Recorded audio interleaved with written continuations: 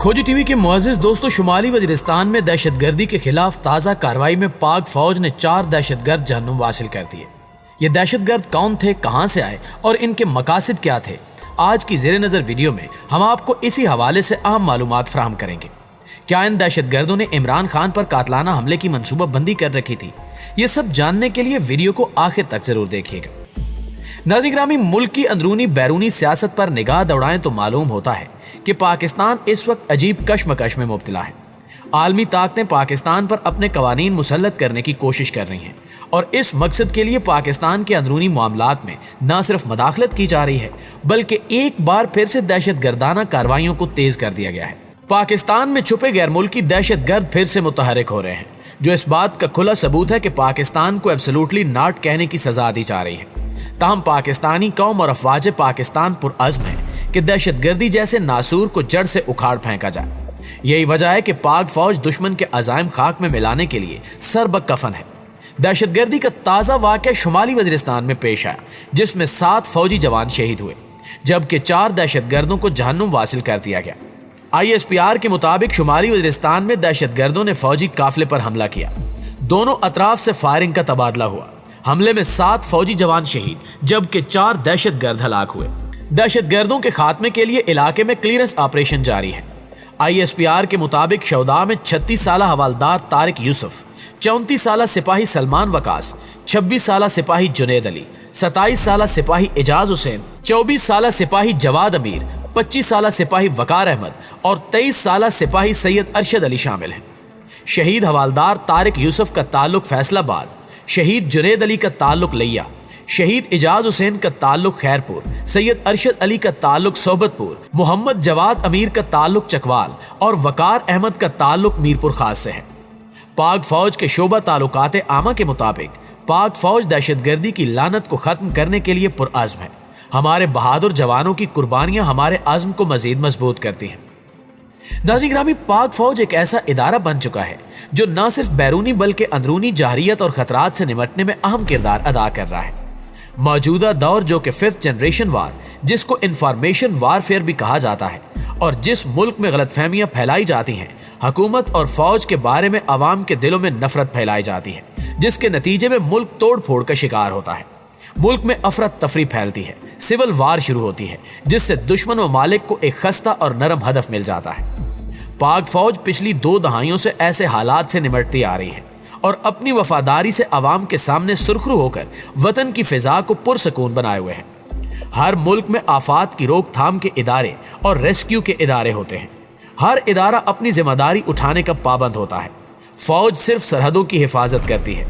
कहीं आग लग जाती है या सैलाब आ जाता है, जल्जला आता है, सुनामी आता है, मुल्क की सूरत हाल खराब होती है, कहीं पर एहतजाज होता है, कहीं पर अगवा बराए तावान का मामला हो जाता है या कोई दहशतगर्दी का मामला वकू पजीर हो जाए, तो दीगर ममालिक में मुख्तलिफ इदारे और पुलिस के मखसूस दस्ते हैं जो इन जैसे दीगर मसाइल से निपटते हैं। हमारे मुल्क में जल्जला आ जाए या कोई और आफत, तो आफात की रोकथाम का इदारा, जिसकी जिम्मेदारी इन हालात से निपटना है, इनके पास फंड्स नहीं होते, या फिर इनके फंड्स खा लिए जाते हैं, या फिर इनके पास साजो सामान की शदीद किल्लत होती है, जिसकी वजह से पाक फौज को मुल्क की खातिर अपना यह किरदार भी अदा करना पड़ता है।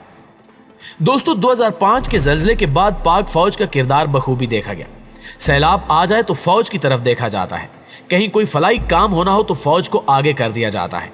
कराची जैसे बड़े शहर को भत्ताखोरों से पाक करना हो या बारिशों में शहरियों को रेस्क्यू करना हो तो पाक फौज खिदमत के लिए हाजिर हो जाती है। सियासी मामलात बिगड़ जाए, कहीं एहतजाज हो रहा हो, सड़कें ब्लॉक हो जाएं या फिर हजूम इकट्ठा हो जाए, तब भी पाक फौज को मदद के लिए तलब किया जाता है।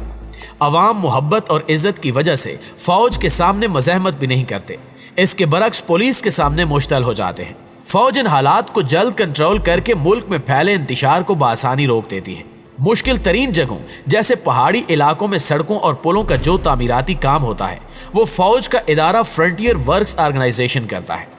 नेशनल हाईवे अथॉरिटी ने जो मोटरवे बनाई थी, वो भी अब फौज के अंदर है। मुल्क की मईशत के लिए सी पैक के लिए जितना काम पाक फौज ने किया, इतना किसी ने भी नहीं किया। इस प्रोजेक्ट को कामयाब बनाने में पाक फौज का किरदार सबसे अहम है। पाक फौज के हर जवान और अफसर के खून में ये बात रच बस गई है कि ये सारे काम इनकी जॉब का हिस्सा है। हालांकि ऐसा नहीं है।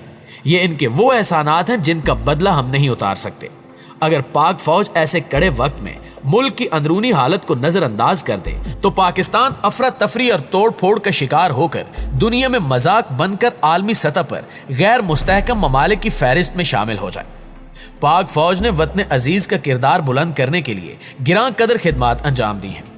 9/11 کے بعد جب پاکستان کا نام بطور دہشت گرد ملک استعمال کیا جا رہا تھا، اس وقت پاک فوج نے ہی اقوام عالم کو باور کرایا کہ عالمی امن کے لیے پاکستان ہر قسم کی کوششوں کا حصہ بننے کی صلاحیت رکھتا ہے۔ یہ بات کون نہیں جانتا کہ پاک فوج نے دشمن عناصر کا خاتمہ کرنے کے لیے ضرب عضب اور نیشنل ایکشن پلان کے ذریعے دہشت گردوں کا کلا کما کیا۔ اس کے علاوہ عالمی امن کی خاطر اقوام متحدہ کے امن مشن کے لیے دستے فراہم کرنے والی پاک فوج میں پاک فوج کا دنیا بھر میں تیسرا نمبر ہے۔ افریقی ممالک کانگو وغیرہ جیسے بدامنی سے بھرپور خطوں میں پاک فوج امن کی بحالی کے لیے بھرپور کردار ادا کر رہی ہے۔ کسی ملک کی پوزیشن دنیا میں کس حد تک مضبوط ہے، اس کا اندازہ اس ملک کی فوج کو ملنے والے اعزازات سے بخوبی لگایا جا سکتا ہے۔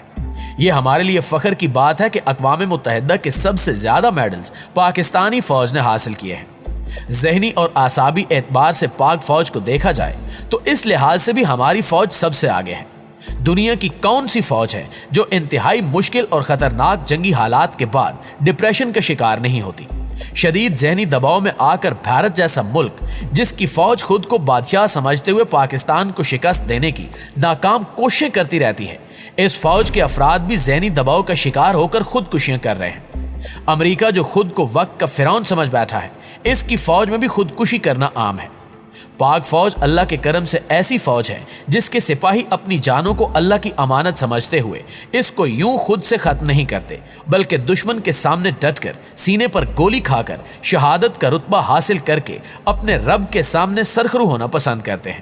یہی وہ ایمانی قوت ہے جس سے پاک فوج کو قوت ملتی ہے اور وہ ملک کو استحکام بخشتی ہے۔ دوستو، موجودہ ملکی حالات میں آپ سے التماس ہے کہ خدا را پاک فوج کے خلاف کسی بھی منفی پراپوگنڈے کا حصہ ہرگز مت بنے۔ پاک فوج ہے تو وطن عزیز ہے۔ پاک فوج کو پاکستانیوں کی سپورٹ درکار ہے۔